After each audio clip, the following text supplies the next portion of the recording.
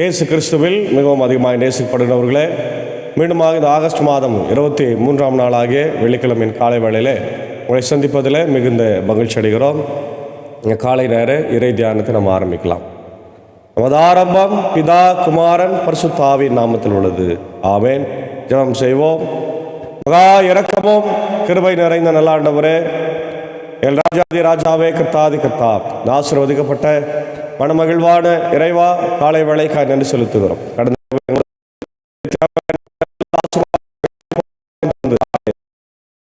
உன்னோடு எழுப்பியிருக்கிறேன். நன்றி தகப்பனே. இந்த காலை வேளையிலே உங்களுடைய இறை வார்த்தை நாங்கள் கேட்டு ஆண்டவரை விசுவாசித்து நடக்க கர்த்தர் கிருபை தாரும். இந்த நாளின் இறை செய்தி, பாடல் வேலை, ஜெப வேலையை கர்த்தர் எங்களுக்கு ஆசீர்வதித்து தார். ஆண்டவரே, இந்த செய்தியை கேட்டு ஆசீர்வதிக்கப்படுகிற எல்லா மக்களுக்கும் கிருபைகளை தந்து வழிநடத்தும் இறை மைந்தன் இயேசுவின் மூலம் ஜெபிக்கிறோம் நல்ல பிதாவே. ஆமென். 398வது பாடலாகிய ஜெப மறவாத நேசனே எக்காலமும் நீ ஜெப மறவாத நேசன் என்ற பாடலை சாரோடு இணைந்து நாம் பாடுவோம்.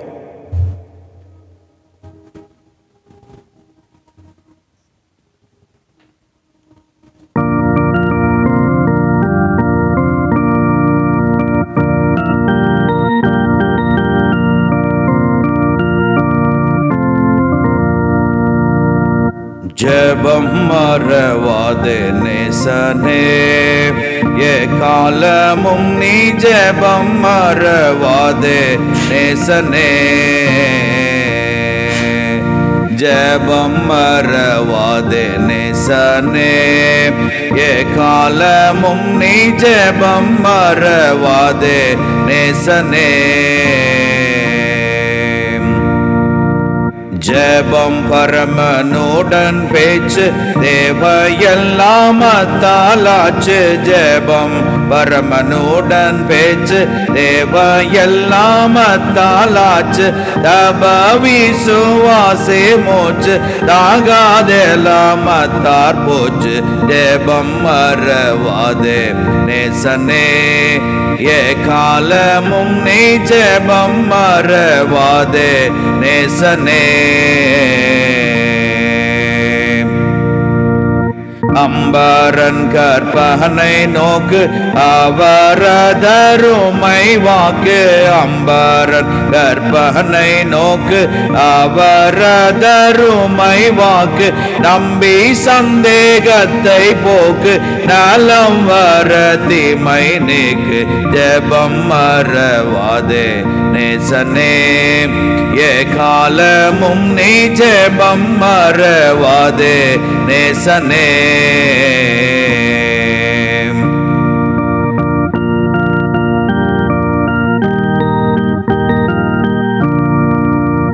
பேயை ஜபத்தோடு வென்ற வீரிய நாமமும் கொண்ட. பேயை ஜபத்தோடு வென்ற வீரிய நாமமும் கொண்ட. நேயன் சூதன் தானை தந்த நின்மலனுக்கே யோகந்த. ஜெபம் மறவாதே நேசனே எக்காலமும் நீ ஜெபம் மறவாதே நேசனே.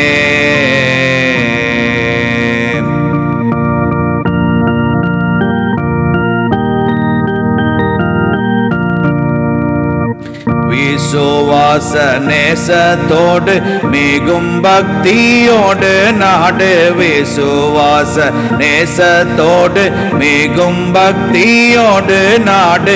நிசமாய் பரனை தேடு நேர்மையுடனே ஓடு.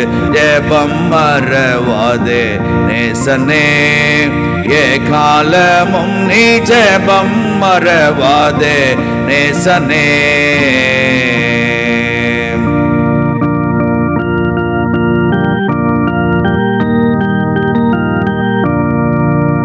மறந்திடாதே ஜெபமே மறக்கில் நீ ஓர் சவமே. மறந்திடாதே ஜெபமே மறக்கில் நீ ஓர் சவமே.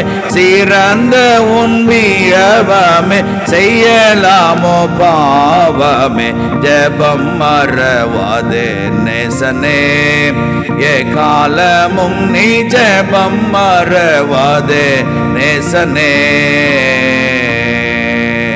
ஜெபம் மறவாதே நேசனே, காலமும் நீ ஜெபம் மறவாதே நேசனே.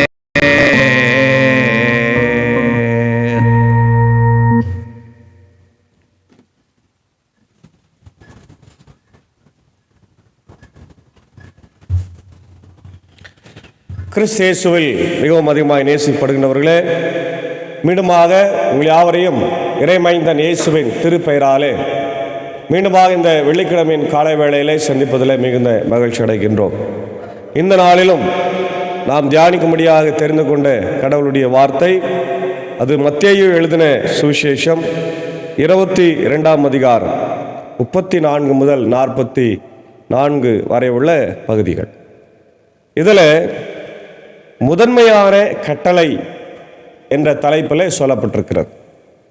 இந்த அதிகாரத்தில் நீங்கள் பார்த்தீங்கன்னா 4 விஷயங்களை நம்ம பார்க்கிறோம். ஏற்கனவே நம்ம திருமண விருந்து ஓமையை நம்ம பார்த்தோம். அதே போல் சீஷருக்கு வரி செலுத்துவது சரியா தவறா என்ற கேள்வியை ஆண்டவரத்தில் இங்கே கேட்கிறார்கள் பரிசேயர்கள் போய். அப்போது ஆண்டவர் அவர்களுக்கு கடவுளுடையதை கடவுளுக்கும் ராயனுடையதை ராயனுக்கும் செலுத்துங்கள் என்று சொல்லுகிறார். அப்புறம் பரிசேயர்கள் வாயடைத்து போகிறாங்க. அப்புறம் உயிர்த்தெழுதலை பற்றி கேள்வியை சதுசேயர்கள் கேட்கிறாங்க. சதுசேயர்களுக்கும் ஆண்டவர் மிக அருமையாக பதிலளித்து அவர்களுடைய வாயை அடைக்கிறார். அப்போ எல்லாருடைய வாயை அடைக்கப்பட்ட உடனே பாருங்க, மீண்டும் பரிசேயர் ஒன்று கூடி அவரிடத்தில் வராங்க. என்ன இவர் எல்லாருக்கும் பயங்கரமான பதில் பேசுகிறாரு, பயங்கரமானவராக இருக்கிறாருன்னு சொல்லி பரிசேயர் என்ன பண்ண ஒன்று கூடுறார். அதாவது ஒருவரை ஒழிக்க வேண்டும், ஒருவரை அழிக்க வேண்டும் என்று தான் ஒன்று கூடுகிறார்களே தவிர நன்மையான காரியங்களை செய்வதற்காக யாரும் இன்றைக்கு ஒன்று கூடி வருவது இல்லை. அதுதான் யதார்த்தமான உண்மையாகவே நம்ம பார்க்குறோம். மக்களுக்கு வாழ்வு தர வேண்டும், மக்களுக்கு நல்வாழ்வு தர வேண்டும், மனிதநேயத்தை செய்ய வேண்டும், மனிதநேயத்தை மக்களுக்கு அன்பு செலுத்த வேண்டும் என்றெல்லாம் சொல்லி இன்றைக்கி கூட்டம் கூடுவதில்லை.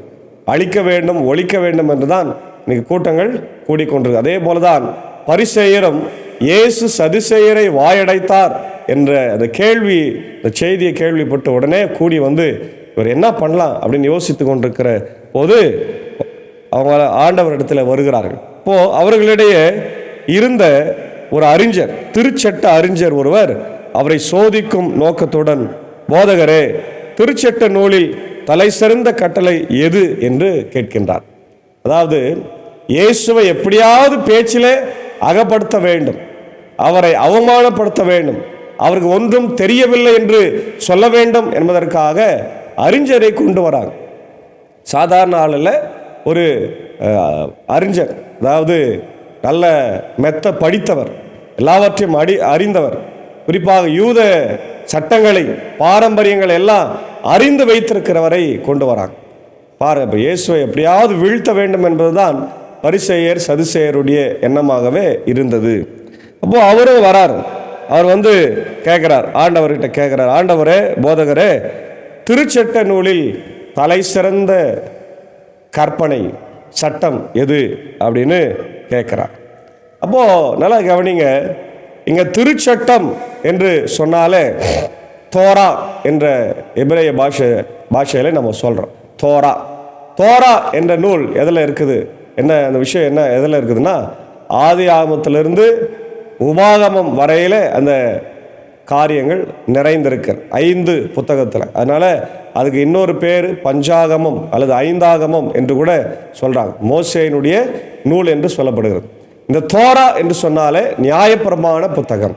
நியாயப்பிரமாண புத்தகத்தில் எது செய்யலாம், எது செய்யக்கூடாது என்று சொல்லப்பட்டிருக்கிறதாக நம்ம பார்க்குறோம். பிற்காலத்தில் இதை மிஷ்னா என்று அழைத்தார்கள். மிஷ்னா என்று அழைத்தார்கள். முதல்ல தோரா என்று ஒரு பெரிய வைடர் நேம், அப்புறம் அதை சுருக்கி மிஷ்னா என்று சொல்லி யூத பாரம்பரிய நூலாக அதில் பார்க்குறாங்க. இப்போ இதில் ஆண்டவர் ரொம்ப அழகாக பதில் சொல்கிறார் பாருங்க. அவர் உன் முழு இருதயத்தோடும் உன் முழு உள்ளத்தோடும் மனதோடும், இல்லையா, உன் ஆண்டவரை நீ தொழுது அன்பு செலுத்து. முழு இருதயத்தோடும் முழு உள்ளத்தோடும் முழு மனதோடும் உன் ஆண்டவராகிய கடவுளிடம் அன்பு செலுத்து, இதுவே தலை சிறந்த முதன்மையான கட்டளை என்று மிக அழகாய் தெளிவாய் அழகாக சொல்கிறார். அப்போ உன் கடவுளாகிய கர்த்தரிடத்தில் நீ முழு இருதயத்தோடு, முழு மனதோடு, முழு உள்ளத்தோடு என்ன பண்ணு? அன்பு செலுத்து. அதாவது ஃபர்ஸ்ட் ப்ரியாரிட்டி இஸ் காட். வேற யாரும் இல்லை. குடும்பமோ, உறவுகளோ, வேலையோ, நண்பர்களோ, பணமோ, பதவியோ, உலகமோ, உலகம் சார்ந்த காரியங்களோ எதுவுமே கிடையாது. முதல்ல கடவுள் தான், அப்புறம் தான் மீதி எல்லாமே.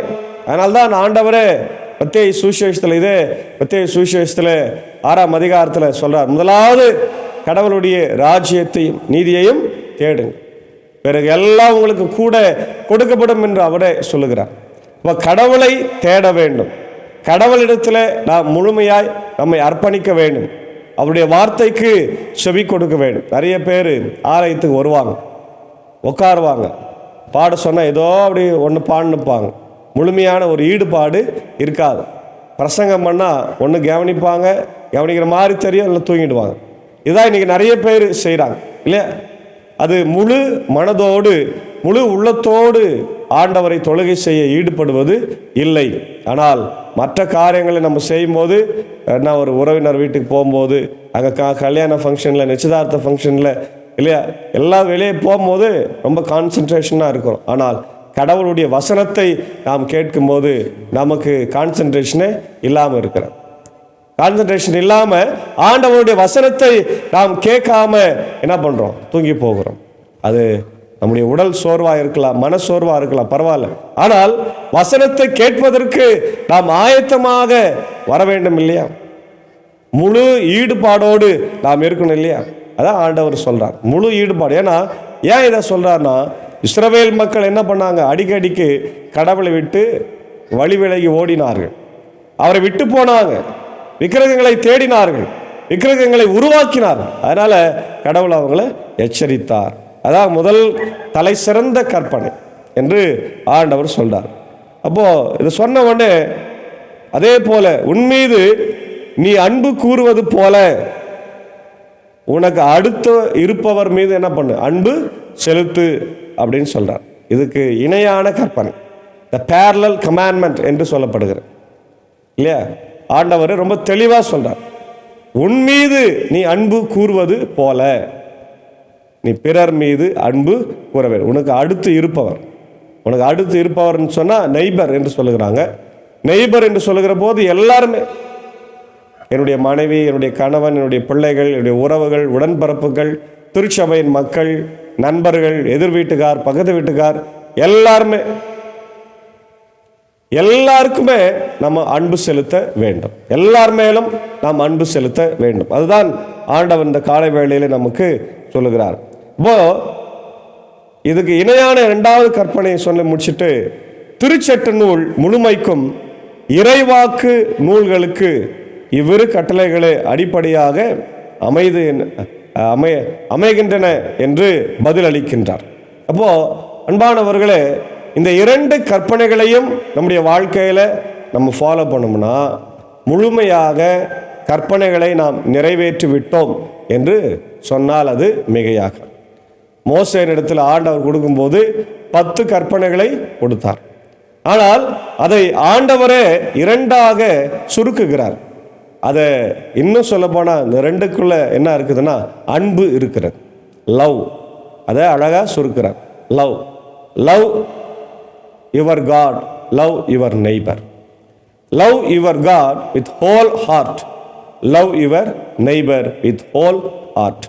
இதை தான் ஆண்டவர் இந்த காலை வேளையில் நமக்கு கற்றுக் கொடுக்கின்ற ஒரு இறை வார்த்தையாக இருக்கிறது. அடுத்தது அவங்க சொல்றாங்க, சரி அப்படின்னா நீர் இந்த உலகத்தில் இருக்கும்போது குமாரனாகிய கடவுளை எப்படி தாவீதின் மகன் என்று சொல்கிறார்கள் என்று அடுத்த ஒரு கேள்வி கேட்கிறாங்க. பாருங்க, பரிசேயர் ஒன்று கூடி வந்தபோது இயேசுவும் அவர்களை பார்த்து கேள்வி கேட்க தொடங்கினார். அவர் மேசியாவை பற்றி நீங்கள் என்ன நினைக்கிறீங்க? நல்லா கவனிங்க. உண்மையாகவே இயேசு ஒரு பயங்கரமான ஒரு சென்ஸ் ஆஃப் மேன். சும்மா விடவே மாட்டார் எல்லாரையும். பரிசேயர் கேள்வி கேட்டு அமைதியாக விட்டு போயிட்டாங்க.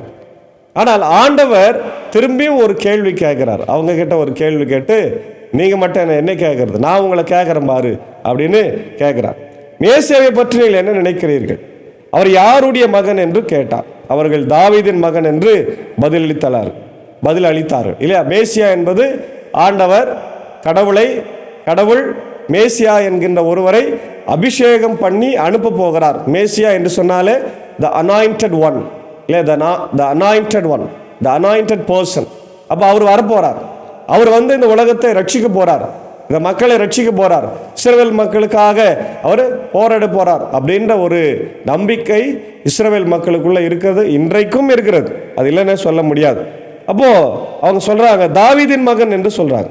இயேசு அவருடைய அப்படியானால் தாவீது தூய ஆவியின் தூண்டுதலால் அவரை தலைவர் என்று அழைப்பது எப்படி இல்லையா. தாவீதினுடைய மகன் அப்படின்னு சொன்னா மகனை தலைவரே என்று எப்படா கூப்பிடுறாரு அப்படின்னு கேட்கிறார் இல்லையா. ஆண்டவர் என் தலைவரிடம் நான் உன் பகைவரை உமக்கு அடிப்பணியே வைக்கும் வரை நீர் என் வலப்பக்கம் வீற்றரும் என்று உரைத்தார் என அவரே கூறியுள்ளார் அல்லவா. எனவே தாவீது அவரை தலைவர் என அழைப்பதால் அவர் அவருக்கே மகனாய் இருப்பது எப்படி என்று கேட்டார். அதற்கு எவரும் ஒரு வார்த்தை கூட மறுமொழியாக என்ன பண்ணல, பேசவே இல்லை. அந்நாள் முதல் அவரிடம் எவரும் கேள்வி கேட்கவும் துணியவில்லை. எல்லாம் கவனிங்க, எப்பவுமே பரிசேயர் சதுசேயர் இயேசுவை சிக்க வைக்க வேண்டும், அவரை அவமானப்படுத்த வேண்டும், அவரை கேலி கிண்டல் செய்ய வேண்டும் என்று சொல்லி என்ன பண்ணாங்க, கேள்வி கேட்டுனே இருப்பாங்க. ஆனால் இயேசு ஆண்டவர் நேரடியான பதில்களை, மிக சிறப்பான பதில்களை, அறிவு சார்ந்த அறிவு பூர்வமான பதில்களை திருமறையில இருந்து அவர் பேசுகிறார் இல்லையா. அதே நேரத்தில் நடைமுறையான பதிலையும் சொல்லுகிறார். அதில் எந்த மாற்று கருத்துமே இல்லை. அன்றைக்கு கேட்டுக்கொண்டிருந்த மக்கள் அதை புரிந்து கொள்ளுகிற வண்ணமாக அவங்களுக்கு பேசினார். அப்போ இன்றைக்கு இந்த வசனத்திலிருந்து நம்ம என்ன பெற்றுக்கொள்ளுகிறோம் என்று சொன்னால், ஒருவேளை நம்மளை யாருன்னா கேள்வி கேட்டாலும், நம்மளை யாருன்னா அசிங்கப்படுத்தினாலும் நம்ம ஒன்றும் கவலைப்பட வேண்டிய அவசியம். கடவுளுடைய ஞானத்தை வைத்து நாம் அவங்களுக்கு சரியான பதிலை சொல்ல வேண்டும். அதே போல முதல் பாயிண்ட்ல நம்ம என்ன பண்ணோம், கடவுளை முழுமையாய் பற்றி கொள்ள வேண்டும். முழு இருதயத்தோடு, முழு ஆத்மாவோடு, முழு உள்ளத்தோடு நம்ம என்ன பண்ணோம், அவரை பற்றி கொண்டால் நம்முடைய வாழ்வு ஆசீர்வாதமாய் இருக்கும். அதுதான் ஆண்டவர் சொல்றார். இப்போ இன்னைக்கு நிறைய நேரங்களிலே நம்ம உலகத்தில் தான் நேரத்தை செலவு பண்ணுறோம். செல்ஃபோன் பார்க்கறதுக்கு ஒரு நேரம் வச்சுக்கிறோம் இல்லையா, டிவி பார்க்கறதுக்கு ஒரு நேரம் வச்சுக்கிறோம், நண்பர்களோடு போய் பேசி பழகுவதற்கு ஒரு நேரம் வைக்கிறோம், வாக்கிங், இன்னைக்கு எல்லாருமே என்ன பண்ணுறோம், வாக்கிங், விளையாடுறோம், எல்லாமே சரி ஓகே. ஆனால் கடவுளோடு இடைப்படுவதற்கான நேரம் எது? ஆண்டவர் சொல்றார், 1 மணி நேரமாவது ஜபிக்க கூடாதா? கெட்செமனே தோட்டத்தில் 1 மணி நேரமாவது ஜபிக்க கூடாதா? இயேசு ஆண்டவர் இரவு முழுக்க கடவுளோடு என்ன பண்ணாரு, அவர் இணைந்து ஜபித்தார். ஹல்லேலூயா, பிரைஸ் தி லார்ட். இன்றைக்கு நாம் அப்படி செய்து கொண்டிருக்கிறோமா? ஆண்டவரோடு தொடர்பில் இருக்கிறோமா? வசனத்தை கேட்கிறோமா? ஆலயத்தில் போய் வேதத்தை நம்ம படித்து அவருடைய வியாக்கியானத்தை கேட்டு தெரிந்து கொள்கிறோமா? அநேக நேரங்களிலே நாம் நம்முடைய நேரத்தை வீணடித்து கொண்டிருக்கிறோம். பிரியமான தேவனுடைய பிள்ளைகளே, இந்த காலை நேரத்தில் ஆண்டவர் நமக்கு கொடுக்கிற பெரிய அழைப்பு இல்லையா, நீங்கள் என்னிடத்தில் வாருங்கள், நான் உங்களுக்கு இளைப்பாறுதலை தருவேன், நான் உங்களை ஆற்றி தேற்றுவதனால் என்ன தேடுங்க, என்னை தேடுகிறவர்களுக்கு ஒரு குறைவும் வராது. பாலசிங்கங்கள் குறைவடைந்து பட்டினியாய் கிடக்கும், கர்த்தரை தேடுகிறவர்களுக்கோ ஒரு நன்மையும் குறைவுபடாது என்று சொல்லியிருக்கிற ஆண்டவர் நம்மோடு இருக்கிறார். ஆகவே இந்த காலை நேரத்தில் ஆண்டவரை மட்டுமே நம் முழு மனதோடு, உள்ளத்தோடு, இருதயத்தோடு தேடி அப்படி ஆசீர்வாதங்களை பெற்றுக்கொள்வோம். கர்த்தர் தாமே இந்த திருவசனத்தை நமக்கு ஆசீர்வதித்து தருவாராக. ஆமேன். ஜெபம் செய்வோம். மகா இரக்கமும் கிருபை நிறைந்த நல்லாண்டவரே, எல் ராஜாதி ராஜாவே, கர்த்தாதி கர்த்தார், எல்லாம் வல்ல தந்தை, மகன், தூய ஆவியானவரே, இந்த காலை வேளையில் மீண்டுமாக உம்முடைய சமூகத்தை நோக்கி நாங்கள் பார்க்கிறோம். ஆண்டவரை கடந்து போன இரவில் எங்களோடு கூட இருந்து இளைப்பாறுதலை தந்திருக்கிறீர். காலை வேளையில் சிவனோட எழுப்பிற்கு நன்றி செலுத்துகிறோம். இந்த வெள்ளிக்கிழமையில் என்னுடைய பணிகளையும் பயணங்களையும் கர்த்தர் ஆசீர்வதியும். எங்கள் குடும்பங்களையும் ஆசீர்வதியும். இந்த உலகத்தில் இருக்கிற எல்லா மக்களையும், எல்லா குடும்பங்களையும் ஆசீர்வதியும். உலக நாடுகளிலே ஆண்டவர், America, UK, Australia, New Zealand, Philippines, Gulf கண்ட்ரிஸ்க்காக ஆண்டவர் நான் வேண்டிக் கொள்கிறோம். அப்படி இந்தியாவில் இருக்கிற தமிழ்நாட்டுக்காக, இந்தியாவில் இருக்கிற எல்லா மாநிலத்துக்காக வேண்டிக் கொள்கிறோம். அப்படி முதலமைச்சர்கள், கவர்னர், கலெக்டர்ஸ்க்காகவும் ஆண்டவர், எங்களுடைய ஜனாதிபதி, பிரதமர், உடைய ஆண்டவர் கேபினட் மினிஸ்டர்ஸ்க்காக, தமிழ்நாட்டினுடைய மினிஸ்டர்ஸ்க்காக, கலெக்டர்ஸ்க்காக வேண்டிக் கொள்கிறோம். எல்லா இடங்களும் அமைதி பூங்காவாய் மாறட்டும். அதே போல் உமக்காக ஊழியம் செய்கிற உடைய போதகர்களையும் ஸ்தாபனங்களையும் ஆண்டவரை பள்ளிக்கூடங்களையும், சிறப்பு பள்ளிக்கூடங்களையும், பெதஸ்தா மருத்துவமனைக்காய் வேண்டிக் கொள்கிறோம். கர்த்தர் ஆசீர்வாதிங்க, பலப்படுத்துங்க.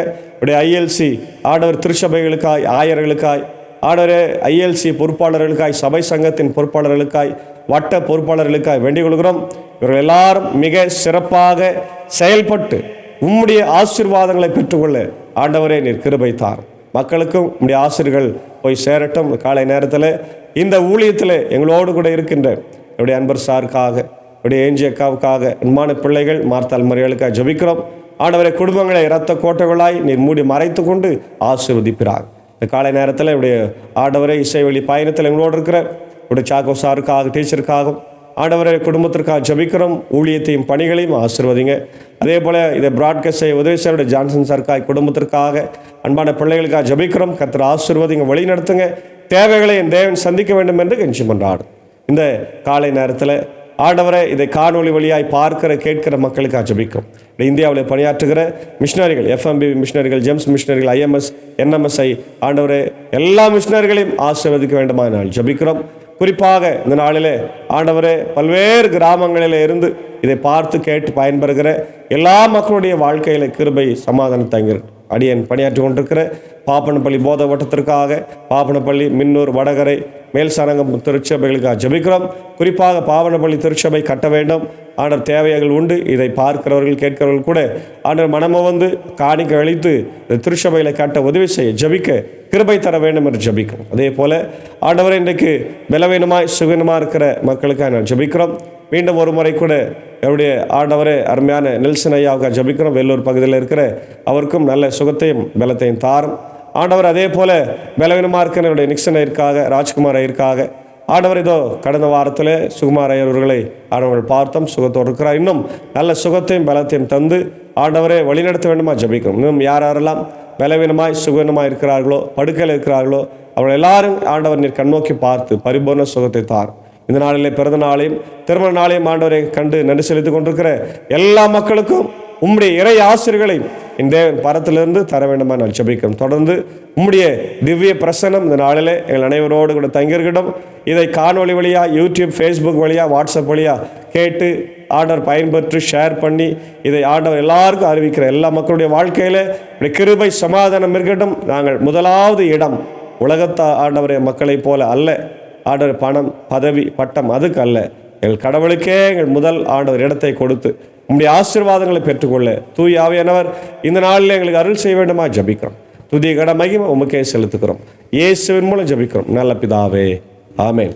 எல்லாம் வல்ல தந்தை, மகன், தூய ஆவியின் ஆசிகள் இந்த நாளிலே நம்முடையவரோடு கூட இருப்பதாக. ஆமென்.